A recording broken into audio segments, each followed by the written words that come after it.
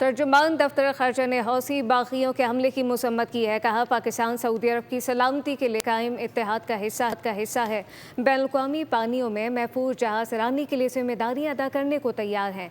हफ्तावार press briefing में ताहिर हुसैन अंद्राबी ने वाज़ेह किया कि मक्का मुआहदे में मज़ीद ममालिक की शमूलियत का खैर मकदम करेंगे।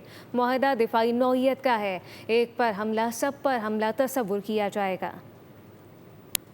A natural step in the long-standing brotherly relations among the three countries, and it displays our resolve for sharing the burden of regional peace and security. The agreement is purely defensive in nature and allows unified efforts to confront threats and security challenges to the member states. Pakistan strongly condemns this attack on a non-combatant commercial vessel. Such attacks endanger innocent lives, constitute a violation of international law, and a serious threat to freedom of navigation, maritime security, and the safety of commercial shipping in the Red Sea.